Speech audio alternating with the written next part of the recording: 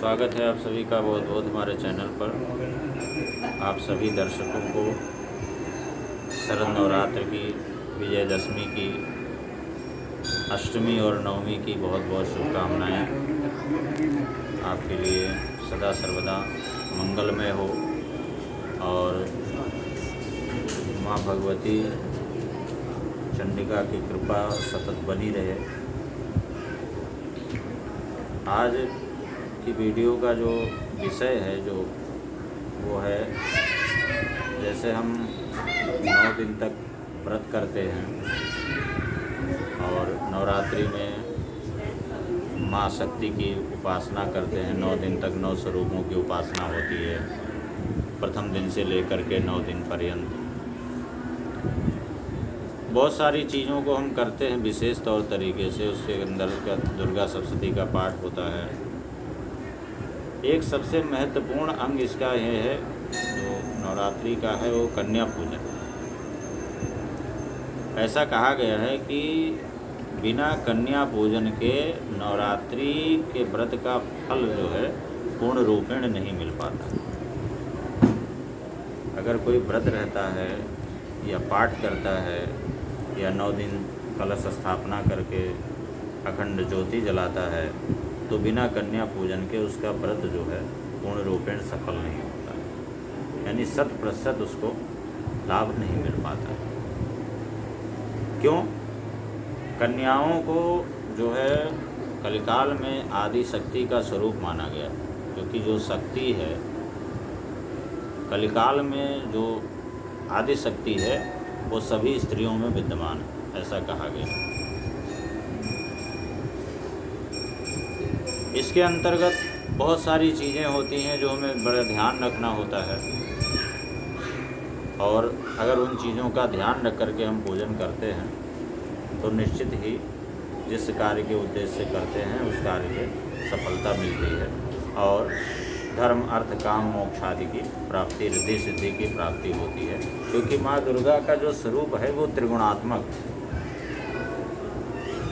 महाकाली, महालक्ष्मी, महासरस्वती, तो हर चीज़ से मुक्ति मिलती है। लेकिन चीज़ों को विशेष रूप से ध्यान रखना चाहिए। इस बार अष्टमी का जो संयोग है, सोमवार के दिन 3 अक्टूबर को पड़ रहा है। उस दिन अष्टमी तिथि जो प्रारंभ होगी लगभग 4:38 से, मतलब अष्टमी तिथि सोमवार को समाप्त होगी, अष्टमी समाप्त हो जाएगी। रविवार को 2 अक्टूबर को अष्टमी का प्रारंभ हो जाएगा लगभग 4:38 से, और अगले दिन यानी सोमवार को अष्टमी तिथि अपराह्न तक रहेगी। इसके बाद में नवमी तिथि का प्रारंभ हो जाएगा। इसी तरह से अगले दिन यानी मंगलवार को नवमी तिथि अपराह्न तक रहेगी। इसके बाद में दसवीं तिथि प्रारंभ हो जाएगी। और जो विजयदशमी होगी, विजयदशमी का जो संयोग होगा वो बुधवार 5 अक्टूबर को होगा। मध्याह्न व्यापिनी दशमी में बुधवार को दशहरे का पर्व होगा। और जो 9 दिन का व्रत करते हैं उनके लिए नवमी यानी मंगलवार के दिन दोपहर बाद 2:21 के बाद में पारण का व्रत खोलने का समय होगा। क्योंकि अगर जो भी व्यक्ति 9 दिन का व्रत रहता है उसको दशमी में ही पारण करना चाहिए, तभी उसका पूर्ण लाभ मिलता है। अगर पहले पारण कर लिया जाए तो व्रत खंडित हो जाता है। तो जो पारण का समय है वो 2:21 मंगलवार को अपराह्न से 2:21 के बाद से प्रारंभ होगा। अब हम आते हैं अपने विषय पर कि कन्या पूजन का महत्व क्या है और किस आयु की कन्या की संज्ञा, क्या संज्ञा है और उसके पूजन करने से उसका क्या लाभ मिलता है, किस विशेष चीज़ में लाभ मिलता है, ये ध्यान देने की बात है। आप लोग बहुत अंत तक इस वीडियो को देखें और ध्यान से सुनें। ये बहुत ही महत्वपूर्ण चीज़ है। जैसे 2 वर्ष से लेकर के और 10 वर्ष तक की कन्याओं की अलग अलग संज्ञा दी गई है। जैसे 2 वर्ष की कन्या को कुमारी कहा जाता है और अगर 2 वर्ष की कन्या का पूजन किया जाए तो दरिद्रता दूर होती है। अगर धन की कमी है, गरीबी है, तो दरिद्रता दूर होती है कुमारी का पूजन करने से, यानी 2 वर्ष तक की कन्या का पूजन करने से दरिद्रता का नाश होता है, गरीबी दूर होती है। इसी तरह 3 वर्ष की कन्या को त्रिमूर्ति कहा गया है। 3 वर्ष की कन्या को त्रिमूर्ति कहा गया है। और अगर 3 वर्ष की कन्या का पूजन किया जाए तो वंश वृद्धि होती है। अगर किसी के यहाँ संतान का अभाव है, संतान नहीं है, पुत्र आदि की कामना है, तो नवरात्र में 3 वर्ष की कन्याओं का पूजन करना चाहिए। और 4 वर्ष की कन्या को 4 वर्ष की कन्या को कल्याणी कहते हैं, कल्याणी संज्ञा दी गई हुई है। तो 4 वर्ष की कन्या का पूजन करने से राज सुख और विद्या बुद्धि में उन्नति प्राप्त होती है।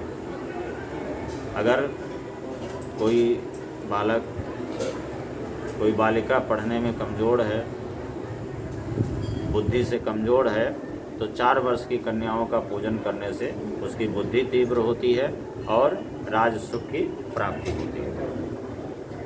5 वर्ष की कन्या को रोहिणी संज्ञा दी गई है, उसको रोहिणी कहा जाता है। और रोहिणी 5 वर्ष तक की कन्या का पूजन करने से, यानी रोहिणी का पूजन करने से रोग की मुक्ति होती है। और इसके अलावा 6 वर्ष की कन्या को कालिका कहा गया है। 6 वर्ष की उम्र की कन्या को कालिका संज्ञा दी गई हुई है। और अगर 6 वर्ष की कन्याओं का पूजन किया जाता है नवरात्र में तो शत्रुओं पर विजय प्राप्त होती है। यानी किसी का अगर कोई मुकदमा चल रहा हो, कोई मामला चल रहा हो, तो 6 वर्ष की कन्याओं का पूजन करने से माँ भगवती की कृपा से उसकी मनोकामना पूर्ण होती है, अर्थात शत्रुओं पर विजय प्राप्त होती है, मुकदमे में विजय प्राप्त होती है। और 7 वर्ष की कन्या को चंडिका कहा गया है। और चंडिका का पूजन करने से, यानी 7 वर्ष की कन्या का पूजन करने से धन और ऐश्वर्य की प्राप्ति होती है। इसी तरह 8 वर्ष की कन्या का पूजन, 8 वर्ष की कन्या को सांभवी कहा गया है। 8 वर्ष तक की जो कन्या होती है उसको सांभवी संज्ञा दी गई है, माता सांभवी कहा गया है।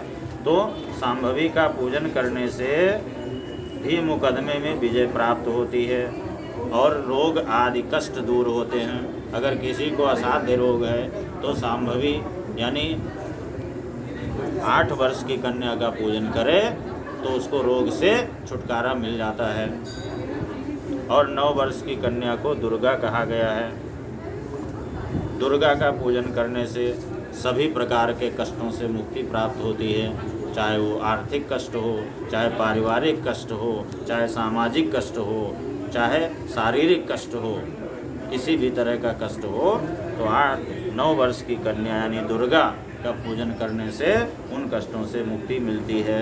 और इसी तरह 10 वर्ष की जो कन्याएं होती हैं उनको सुभद्रा की संज्ञा दी गई है। सुभद्रा नाम ही ऐसा है, भद्रा का मतलब होता है, भद्र का मतलब होता है कल्याण। तो सुभद्रा नाम की कन्या का पूजन करने से सुभद्रा नाम की जो संज्ञा है, 10 वर्ष की कन्या की जो संज्ञा है वो सुभद्रा है। और इनका पूजन करने से हर प्रकार का कल्याण होता है, यानी सभी मनोरथों की पूर्ति होती है, क्योंकि माता का 9वां स्वरूप जो है सिद्धदात्री का है। तो जो भी कार्य करते हैं उसमें रिद्धि सिद्धि प्राप्त होती है। कन्या पूजन में इस तरह से आयु के अनुसार अगर कन्या का पूजन किया जाए तो जो भी व्यक्ति की अलग अलग मनोकामनाएं हैं वो पूर्ण होती हैं। और इसके अलावा कन्या पूजन में कुछ और विशेष चीज़ों का ध्यान रखना चाहिए। जैसे जब तिथियों का संधि काल हो रहा हो, अष्टमी समाप्त हो रही हो, नवमी का प्रारंभ हो रहा हो, उस समय कन्या पूजन करने का बहुत विशेष लाभ होता है। इस बार अष्टमी के दिन यानी सोमवार को कन्या पूजन का जो मुहूर्त है वो लगभग 12:05 से लेकर के और 12:55 के मध्य का बहुत अच्छा अभिजित मुहूर्त जो है बहुत अच्छा है। उसी दौरान पूजन अगर कर लिया जाए तो निश्चय ही सिद्धि प्राप्त होती है। कन्या भोजन में जो है सर्वप्रथम उनको बैठा करके उनका पाद प्रक्षालन करना चाहिए, फिर उनको चंदन तिलक आदि करके उनको वस्त्र उपहार इत्यादि भेंट करना चाहिए। भोजन करा करके दक्षिणा दे करके उनके जो है उनको प्रणाम करना चाहिए और उनसे आशीर्वाद लेना चाहिए। इस तरह कन्या का पूजन किया जाता है। और इसके साथ साथ में बहुत सारी चीज़ें हैं। कोई आप उनको वस्तु विशेष भी भेंट कर सकते हैं। जिस तरह कामना भेद से कोई कामना है तो उस हिसाब से उन चीज़ों को कन्याओं को दे सकते हैं कि इस चीज़ को देने से क्या लाभ होगा। अगर अगली वीडियो में हम बताने का प्रयास करेंगे कि किस आयु की कन्या का आज तो मैंने ये बताया कि किस आयु की कन्या की क्या संज्ञा होती है और उसका पूजन करने से क्या लाभ होता है। अगली वीडियो में हम बताएंगे कि किस आयु की कन्या को क्या दान करने से कौन सी मनोकामना की पूर्ति होती है, तो वो विषय हमारा होगा। और इसके अलावा इस बार अष्टमी और नवमी के प्रारंभ और समाप्ति का समय बता दिया। अष्टमी तिथि का संयोग जो है रविवार को अष्टमी तिथि अपराह्न में प्रारंभ हो जाएगी, यानी 2 अक्टूबर को, और 3 अक्टूबर को अपराह्न तक रहेगी। इसके बाद में नवमी प्रारंभ हो जाएगी। इसी तरह 4 अक्टूबर को नवमी जो है अपराह्न तक रहेगी, दोपहर बाद तक। इसके बाद में 10वीं प्रारंभ हो जाएगी। इस तरह तिथियों का हिसाब रहेगा। और इस तरह इन आयु की कन्याओं का पूजन करने से ये कामनाओं की पूर्ति होती है।